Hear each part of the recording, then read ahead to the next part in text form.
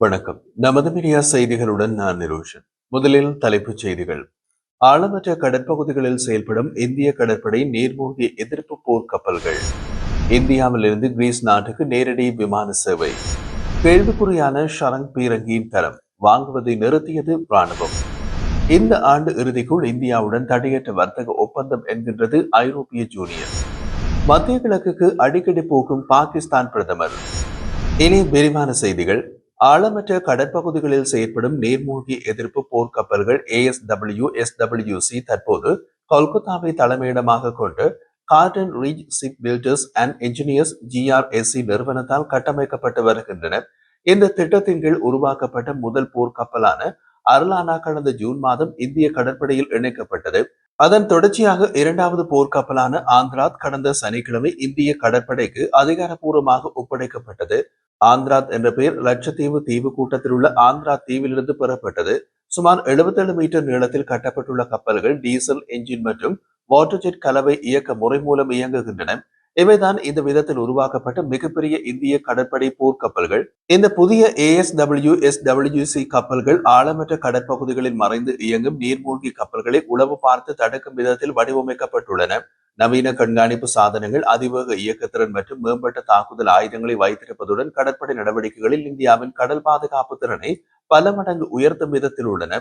இந்த திட்டத்தின் மூலம் இந்தியா தனது உள்நாட்டு கப்பல் கட்டுமான திறனையும் கடல் பாதுகாப்பு வலிமையினையும் உலக அளவில் நிரூபித்துள்ளது. இந்தியாவின் டெல்லி, மும்பை விமான நிலையங்களில் இருந்து ஐரோப்பிய நாடான கிரீஸுக்கு நேரடி விமான சேவையை இண்டிகோ நிறுவனம் அடுத்த ஆண்டு ஜனவரியில் தொடங்க உள்ளது.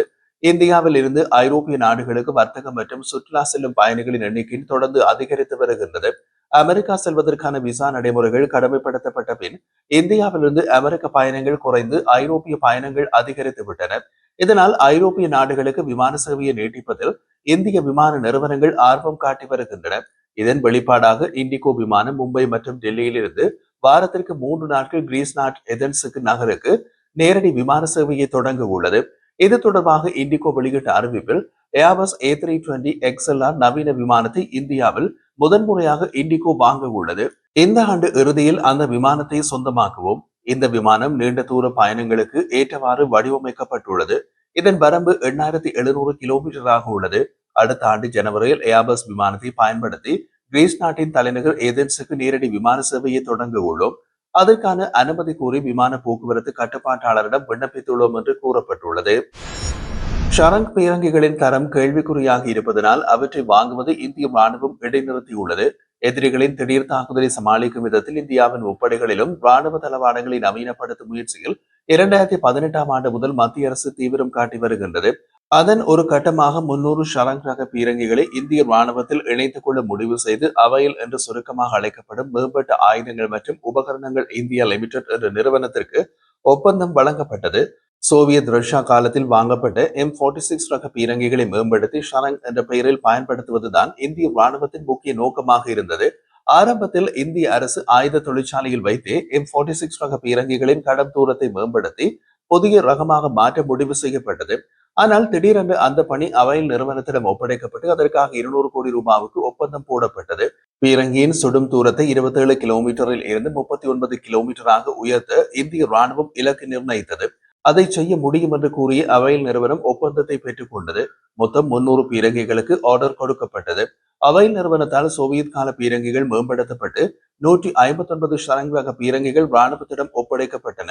இப்போது மீதி 141 பீரங்கிகள் தயாரிக்கும் பணிகளை இடைநிறுத்துமாறு ராணுவம் உத்தரவிட்டுள்ளது. ஏற்கனவே ஒப்படைக்கப்பட்ட பீரங்கிகள் தரம் இல்லாமல் சில குறைபாடுகள் இருப்பது தெரிய வந்ததால் வாங்குவதை தற்காலிகமாக நிறுத்துவதற்கு ராணுவம் முடிவு செய்தது. குறிப்பாக பீரங்கிகளின் மின்னணு மற்றும் உலோகங்களின் செயற்பாடுகளில் குறைகள் கண்டுபிடிக்கப்பட்டிருப்பதாக கூறப்படுகிறது. ராணுவத்தின் தேவைகளுக்கான சாதனங்களை தயாரிக்கும் நிறுவனம் மீது இப்படி குற்றச்சாட்டு எழுவது இது முதல் தடவை அல்ல. ஏற்கனவே டெல்லியை சேர்ந்த சித் விற்பனை சிண்டிகேட் பால்பஸ் பீரங்கியின் மேம்படுத்தப்பட்ட வடிவமான தனுஷ் பீரங்கிகளுக்கு போலியான பேரிங்குகளை சப்ளை செய்திருப்பதை CBI கண்டுபிடித்தது. இந்தியா ஐரோப்பிய யூனியன் இடையே இந்த ஆண்டு இறுதிக்குள் தடையற்ற வர்த்தக ஒப்பந்தத்தை இறுதி செய்ய கால வரம்பு நிர்ணயிக்கப்பட்டுள்ளது. இது தொடர்பாக பெல்ஜியம் தலைநகர் பிரசல்ஸில் ஐரோப்பிய யூனியனின் வெளிநாட்டு விவகாரங்கள் மற்றும் பாதுகாப்பு கொள்கையின் பிரதிநிதி காஜா கலாஸ் வெளியிட்ட ஆவணத்தில் புவி அரசியல் நிலவரங்கள் மாறிவரும் சூழலில் இந்தியாவுடன் ஐரோப்பிய யூனியன் கொண்டிருக்கும் நெருங்கிய கூட்டுறவின் முக்கியத்துவம் தொடர்ந்தும் அதிகரித்து வருகின்றது. ரஷ்யாவின் ராணுவ பயிற்சியில் இந்தியாவின் பங்கேற்பு, ரஷ்யாவிடமிருந்து இந்தியா கச்சா எண்ணெய் வாங்குவது ஆகியவை இந்தியா ஐரோப்பிய யூனியன் உறவுக்கு குறுக்கே ஒரு தடையாக இருக்கின்றது. ஏனென்றால் இந்திய ஐரோப்பிய யூனியன் உறவு என்பது வர்த்தகம் சார்ந்தது மட்டுமல்ல, அது விதிமுறைகளை அடிப்படையாக கொண்ட உலகுக்கு ஒழுங்கு ஆதரவாக இருப்பதையும் சார்ந்துள்ளது என்றார். பாதுகாப்பு, வர்த்தகம், தொழில்நுட்பம் உட்பட முக்கிய துறைகளில் இந்தியா ஐரோப்பிய யூனியன் ஒன்றிணைந்து செயற்படுவதனை அதிகரிப்பதற்கு புதிய செயல் திட்டம் தயாரிக்கப்பட்டுள்ளது. இந்த செயல் திட்டம் இருதரப்புக்கிடையே உள்ள உறவில் முக்கிய மைல்கல்லாக இருக்கும் என்று தெரிவிக்கப்பட்டது. இது குறித்து ஐரோப்பிய ஆணைய தலைவர் உர்சுலா வாண்டர்லேயன் கூறிய போது, ஏற்கனவே இந்தியாவின் மிகப்பெரிய வர்த்தக கூட்டாளியாக ஐரோப்பா உள்ளது. இந்த நிலையில் அந்த ஆண்டு இறுதிக்குள் இந்தியா ஐரோப்பிய யூனியன் இடையே தடையற்ற வர்த்தக ஒப்பந்தத்தை இறுதி செய்வதில் ஐரோப்பிய ஆணையம் மிகுந்த ஈடுபாடு கொண்டுள்ளது. தற்போது வெளியிடப்பட்டுள்ள புதிய செயல் திட்டம் இருதரப்புக்கு இடையிலான வர்த்தகம், முதலீடு ஆகியவற்றை மேம்படுத்தும். கூட்டு பொருளாதார பாதுகாப்பினை வலுப்படுத்தி பாதுகாப்பு துறையில் தொழில்துறை ஒத்துழைப்பை ஆழமாக்கும் என்றார். ஐரோப்பிய ஒன்றியத்தில் உள்ள 27 நாடுகளும் புதிய செயல் திட்டத்திற்கு ஒப்புதல் அளிக்க வேண்டும். அதன் பின்னர் அது அடுத்த ஆண்டு முதல் காலாண்டில் நடைபெறக்கூடிய இந்திய ஐரோப்பிய யூனியன் உச்சி மாநாட்டில் ஏற்படுத்தப்படும். பாகிஸ்தான் பிரதமர் ஷெஹ்பாஸ் ஷெரீப் சவுதி அரேபியாவுக்கு அரசுமுறை பயணம் நடத்தியுள்ளார்.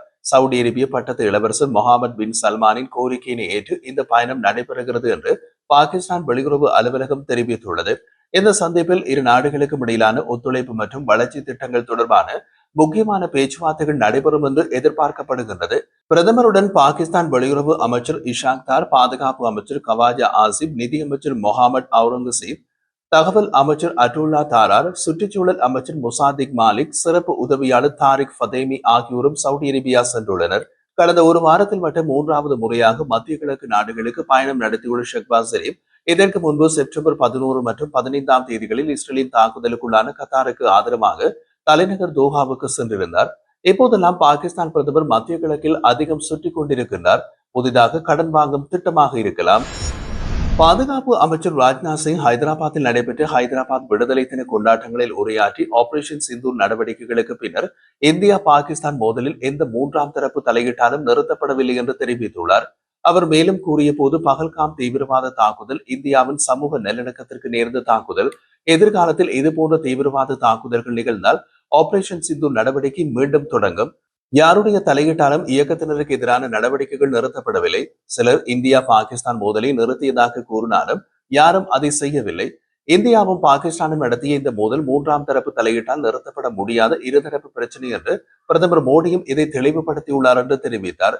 இந்தியா பாகிஸ்தான் மோதலை நிறுத்தியது தாம் தான் என்று அமெரிக்க ஜனாதிபதி டிரம்ப் 40 தடவைக்கு மேல் கூறியுள்ள நிலையில் டிரம்புக்கு நெத்தியடி கொடுப்பது போலவே பாதுகாப்பு அமைச்சர் ராஜ்நாத் சிங்கின் இந்த கூற்று வந்துள்ளது. பாதுகாப்பு அமைச்சர் ராஜ்நாத் சிங் மேலும் கூறிய போது, இந்தியாவின் இறையாண்மைக்கு யாரும் சவால் எடுக்க முடியாது. கடந்த 11 ஆண்டுகளில் பாகிஸ்தானுக்கு இந்தியா தொடர்ந்து உரிய பதிலடியை கொடுத்து வருகின்றது. 2016ஆம் ஆண்டு துல்லிய தாக்குதல் நடத்தப்பட்டது. 2019ஆம் ஆண்டு பாலக்கோட் வான் தாக்குதல் நடத்தப்பட்டது. இந்த ஆண்டு ஆபரேஷன் சிந்தூர் மூலம் கடும் பதிலடி கொடுத்துள்ளோம். அமைதியை விரும்பாதவர்களிடம் இந்தியா எப்படி நடந்து கொள்ளும் என்பதற்கு இது உதாரணம். பிரச்சனையை பேசி தீர்ப்பதற்கு மட்டுமே இந்தியா விரும்புகிறது என்பதில் மாற்று கருத்து இல்லை. அதே நேரத்தில் இந்தியாவை சுண்டினால் அவர்களை அழித்து ஒழிக்கவும் தயங்க மாட்டோம் என்பதையும் நிரூபித்துள்ளோம். இன்றைய இந்தியாவுக்கு வெளிநபர்கள் யாருடைய வழிகாட்டுதலும் தேவையில்லை. இந்தியா கூறுவதை உலக நாடுகள் விருப்பத்துடன் பின்பற்றும் நிலை உருவாகியுள்ளது என்றார்.